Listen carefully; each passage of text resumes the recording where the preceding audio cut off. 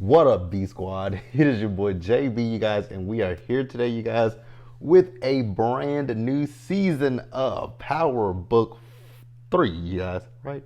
Power Book 3, Raising Kanan Season 3, Episode 1. And this episode is titled Home Sweet Home, you guys. So we are back with our crew: Raquel, Unique, Marvin, Lou, Howard, Kanan, Juke, Fame, all of them. We're back, you guys.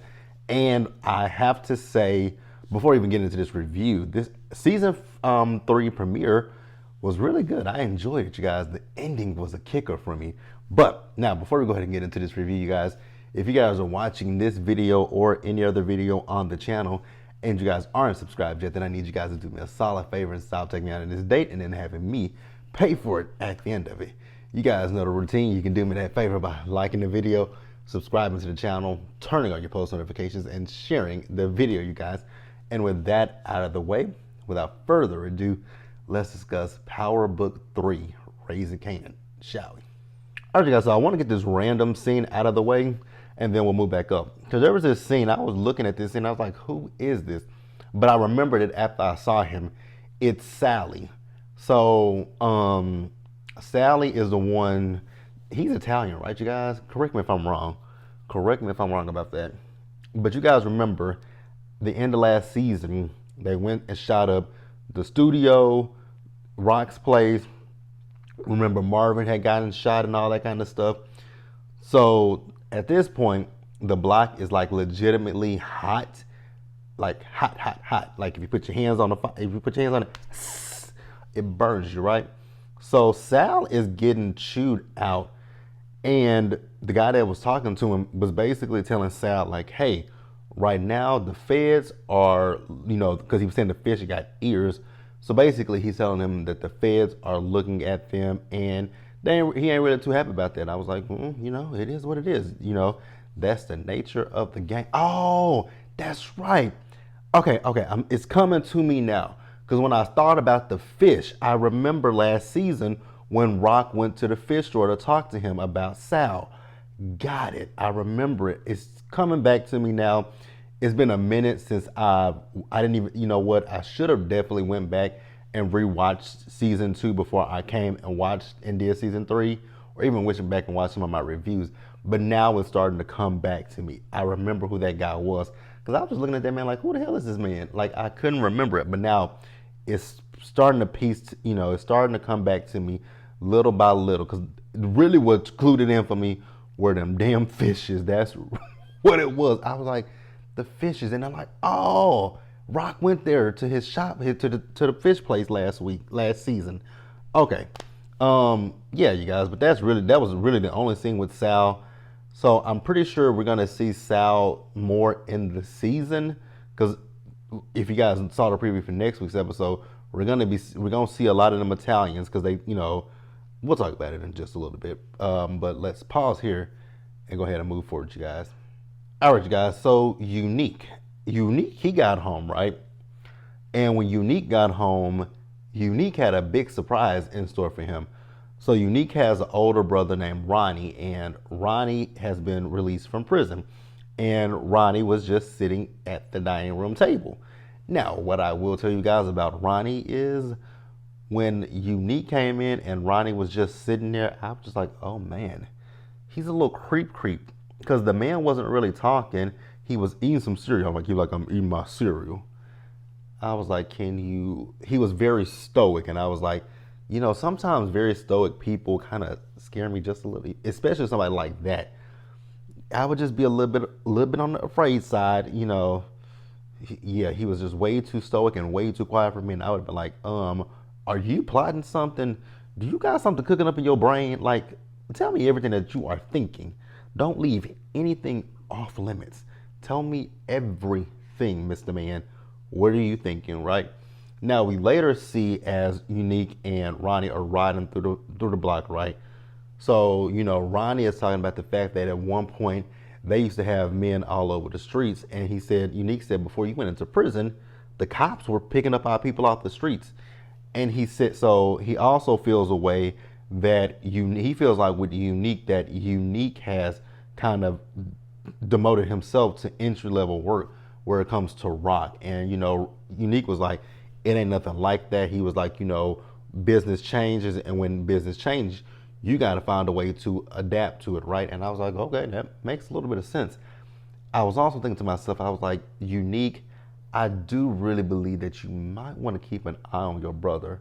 There's something about your brother that I can't quite yet put my finger on. I'm hoping that's not going to be a situation where Unique is going to have to take Ronnie out, but I do feel like that might happen at some point.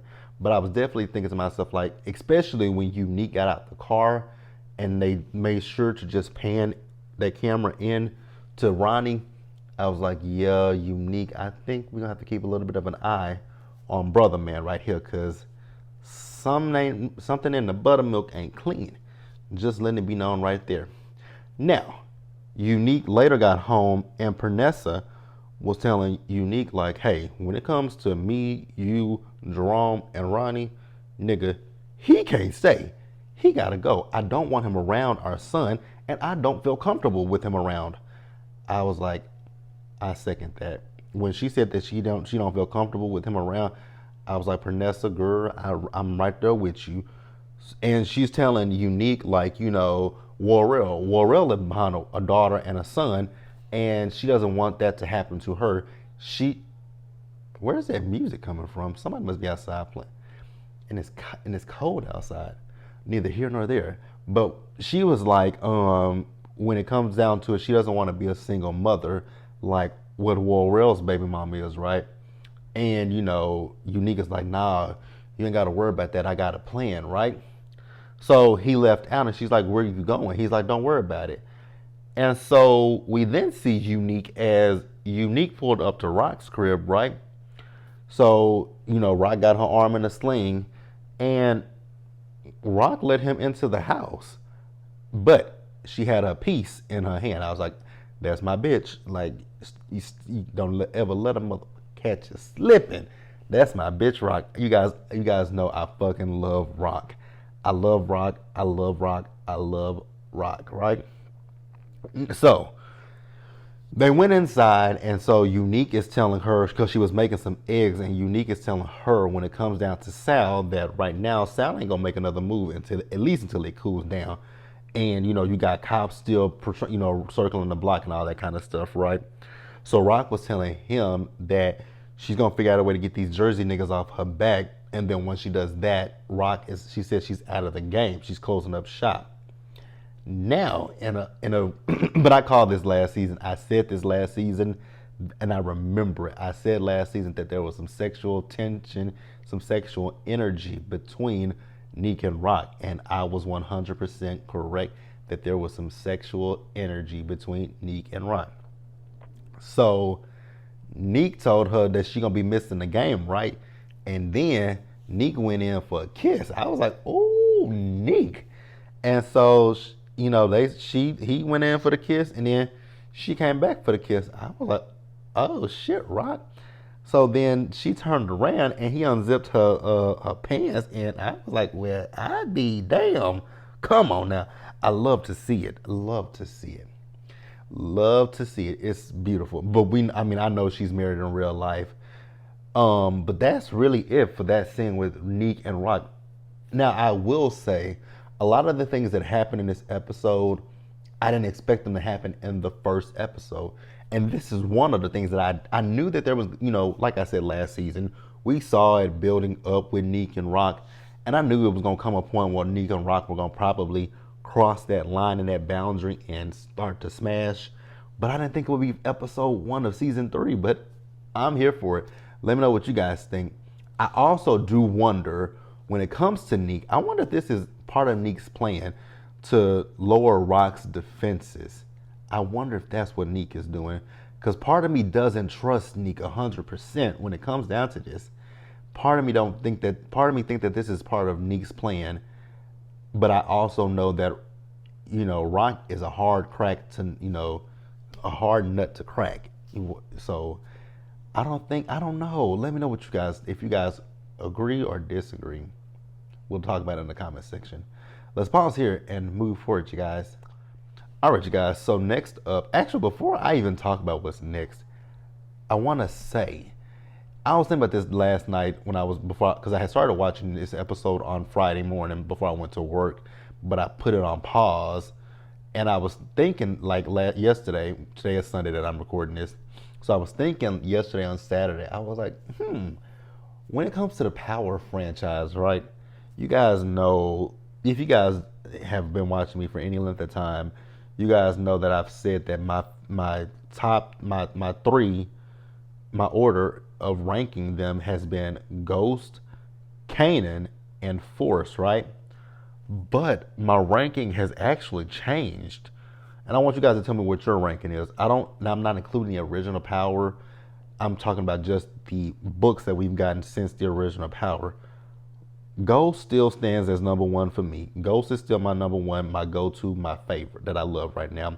And it's so interesting because I remember when the original Power ended, a lot of people, including myself, we weren't necessarily feeling the fact they were making a show centered around Tariq. And I remember a lot of people, including myself, was like, I ain't watching that shit, I ain't reviewing that shit, right? But I never miss a season of the damn show, right? So yeah, Ghost is my favorite.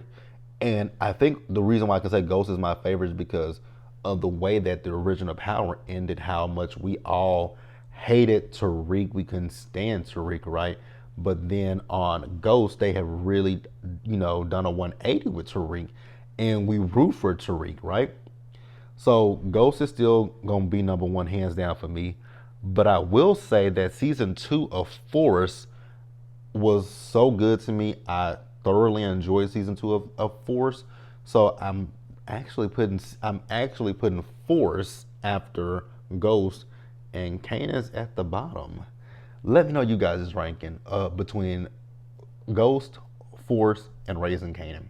Now, the episode, you guys, it opened up, and remember, like I told you, they had that big shootout at the end of last season, right?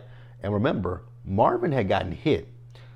You guys, when I saw Marvin open up this episode with him in that car with that damn duct taping himself, I was like, Marvin, sir, duct tape is not going to clear you up.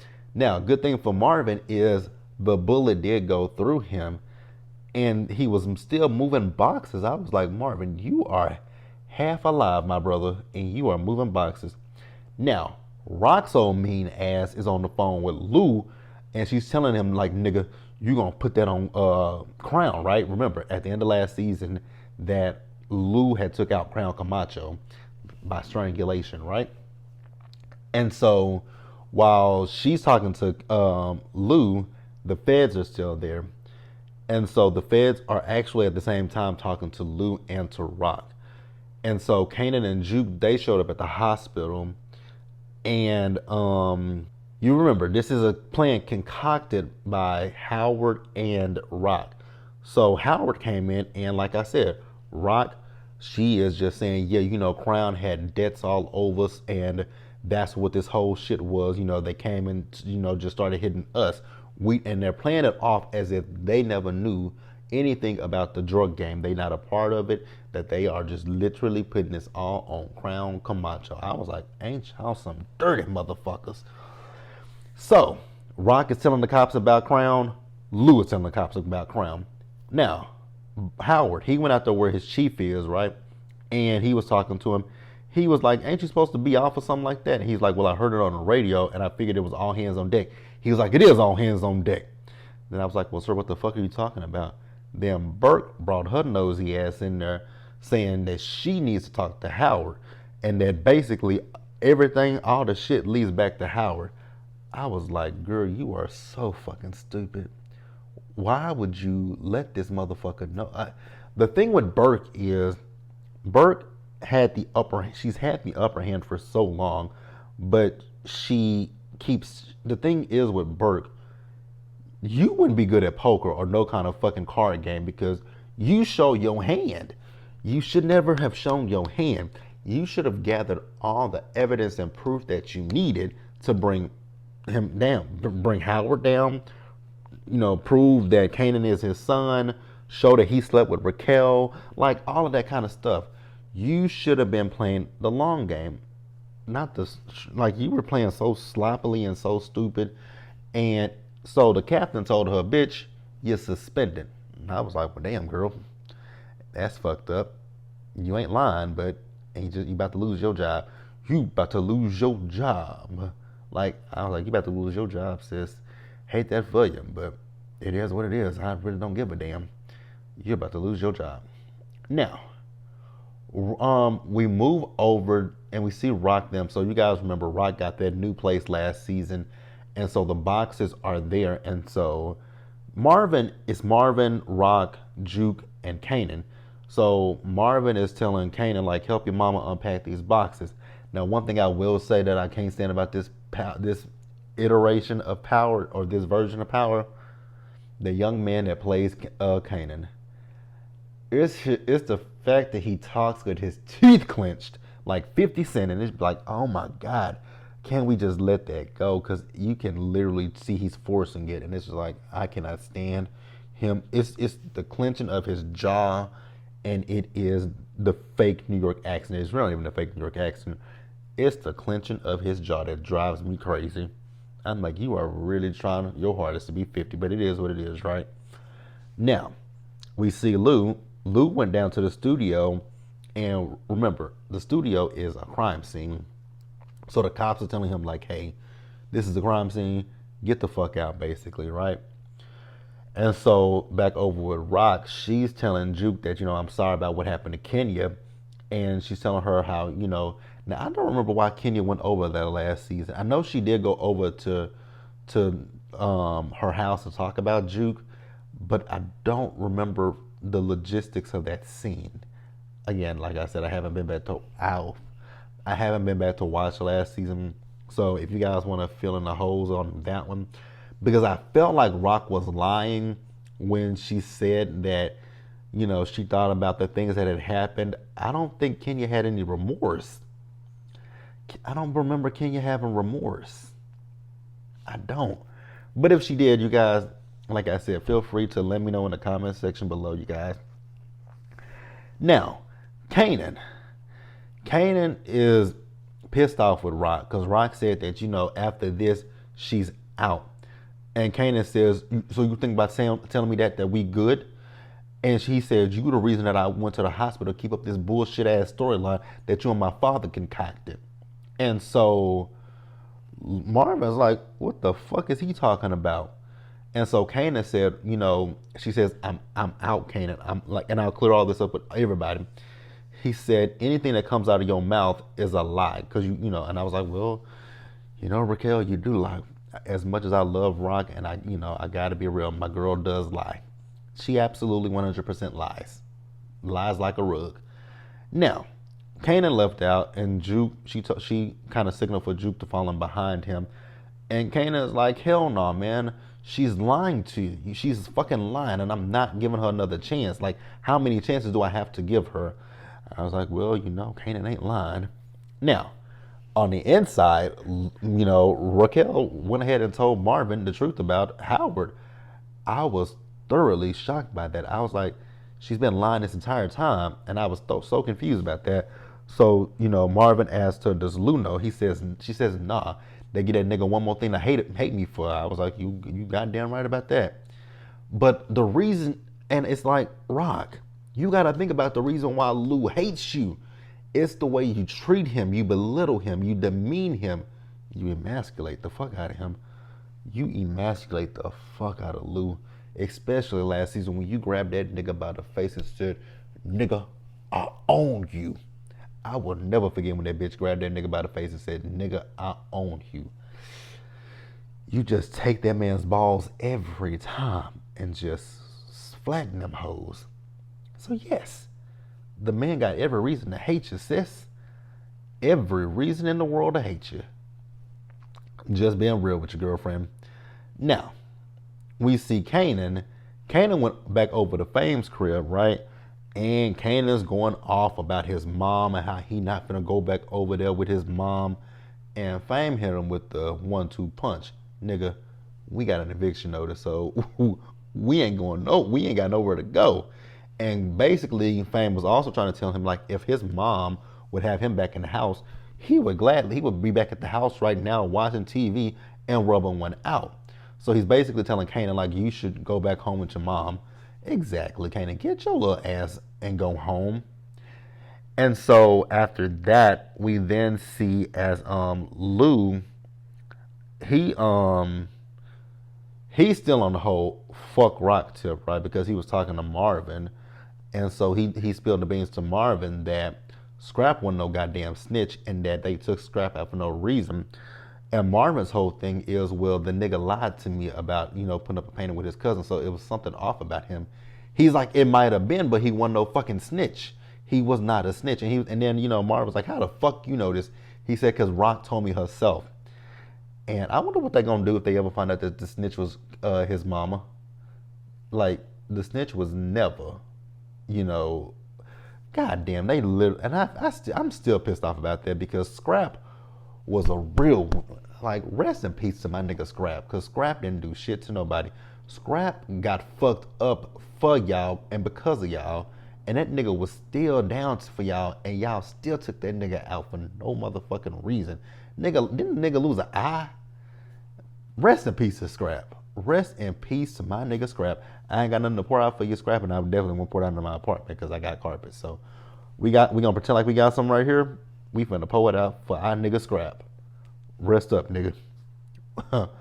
Now, we see Juke. Now, I don't know if that was like a guidance counselor or who she was talking to, but they were talking about a career, right?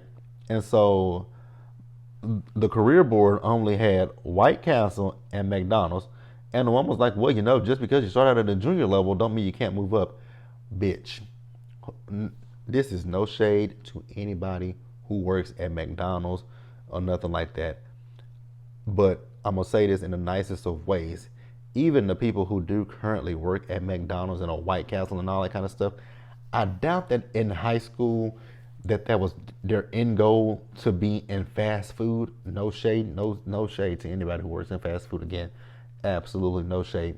But I don't think that anybody goes through life thinking, oh my God, you know what I want to do? I want to work the rest of my life in fast food. Again, no shade to anybody who does that.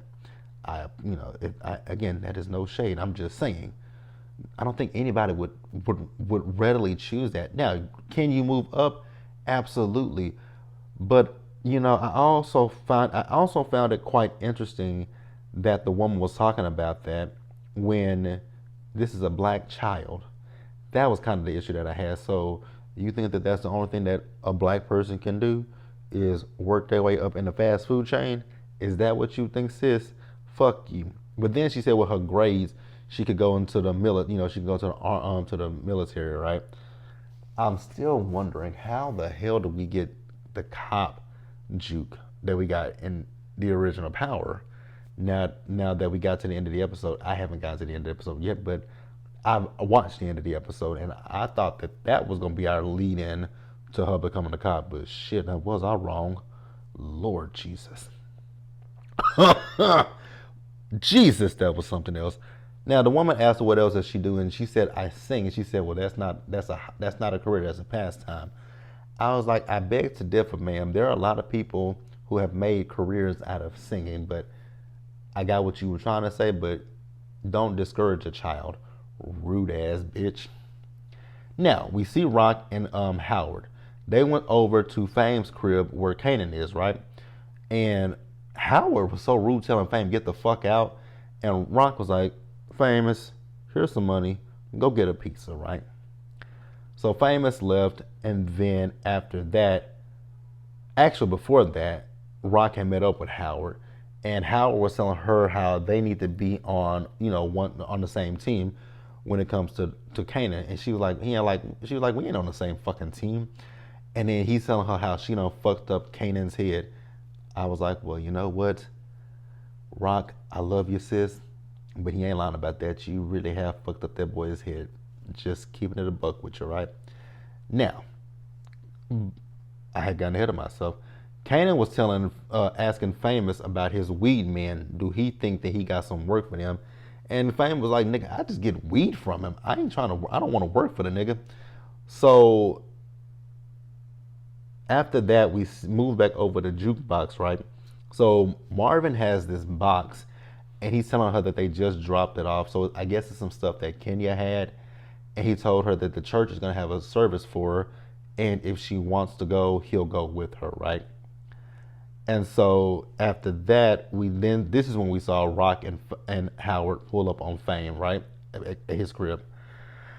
Now they're trying to tell Kanan like how dangerous things are currently, but Kanan's pig-headed ass is not listening. But he did tell Howard how Burke, she pulled up on him and she dropped the science on him, right? And that she knows everything. She knows that he's his dad. She knows that it was Kanan who tried to take him out because Rock asked him to take him out. And that was when he said, the streets are dangerous, like, and the fact that you just said that out loud in front of both of us. Basically, shut your motherfucking mouth, right? And Rock was like, the bitch did pull up on me, but she said, I thought the bitch was just fishing. And so he told them, Howard that is, he told them that she's suspended and he'll handle it. Boy, did he ever. Now, Kanan went over to the old crib and Lou is there once again at the bottom of a bottle.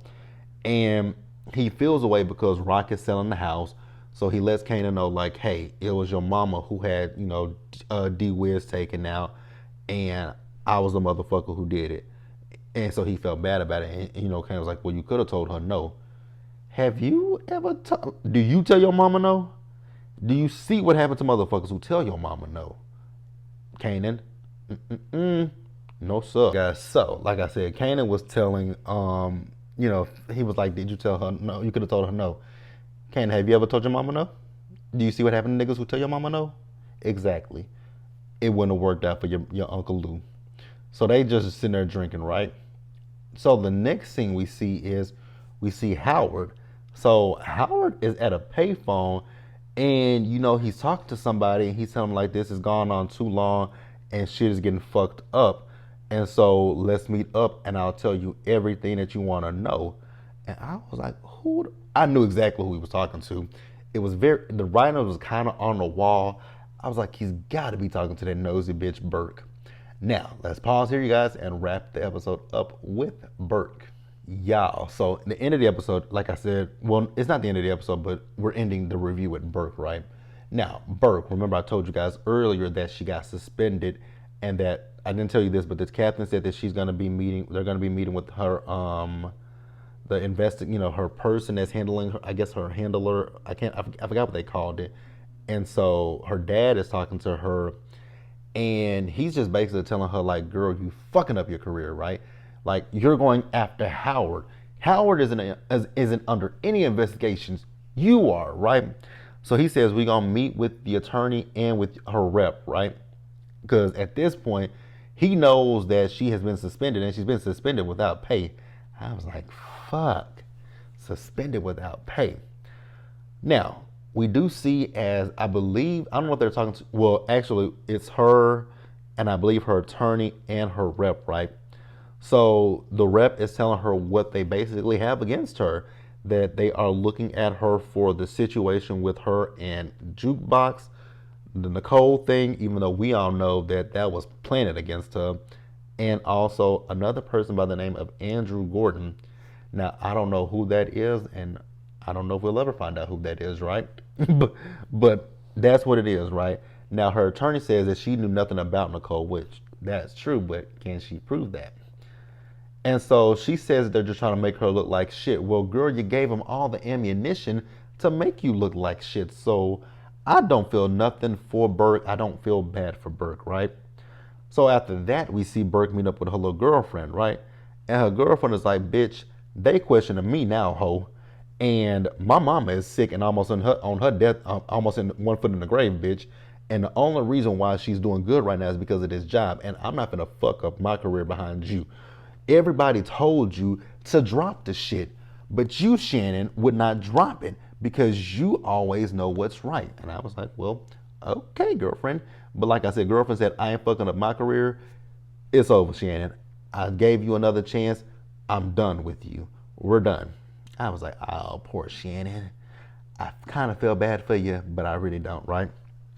Now, remember a few minutes ago I told you Howard was on the phone, on the payphone with somebody telling them to meet up and he'll tell them everything that he wants to know. Well, we see Burke on a now bitch, Burke, you got to be the dumbest motherfucker around. Why would you meet him on a street that is empty as fuck? It's just his car and your car. Now, mind you, the bitch got a gun with her. I was like, no, what is she gonna do with this gun? I was kind of confused about the gun. So, with the gun, she after he gets in the car, right? And so he's telling her like, well, actually, she said to him she's lost everything, right? Including her girlfriend. He says, well, I can't help you get your girlfriend back, but I can help you get your job back. So at this point, once again, Burke is telling Howard what she knows. She knows that Raquel was his CI against DEF CON. He got close to her. He slept with Raquel and got Raquel pregnant. But for Raquel, she didn't want people to know that her son was the father. You know, her son was his child, the cop, the son of a cop, right?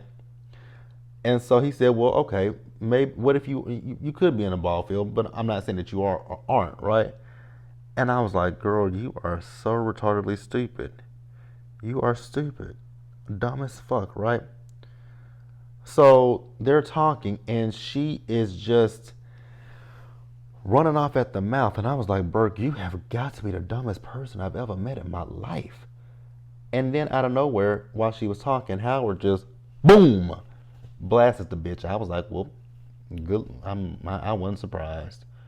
Shot her, took her out, then found that she was recording him and that he found her gun on the side of her. So he took her gun and that recording, left his gun that he was using and, wiped his fingerprints off of it, put it in her hand to make it look like she had took her own self out. Smart. That is actually very smart. So he wipes everything down of his prints, so it just looked like this was an unliving situation. I was like, Burke, you are a dumbass. Just dumb as fuck. Dumb, dumb, dumb, dumb. That was the episode, you guys. Like I said, overall, the first episode was pretty good. I did not see them taking Burke out in the first episode. I was so shocked by that. But let me know if you guys watched the episode, what you guys thought about it in the comment section below. You guys subscribe to the channel, and I will catch you guys in the next one, you guys. So, Love and Marriage Huntsville, that'll be up later this evening. But I'll catch you guys then. Bye, guys.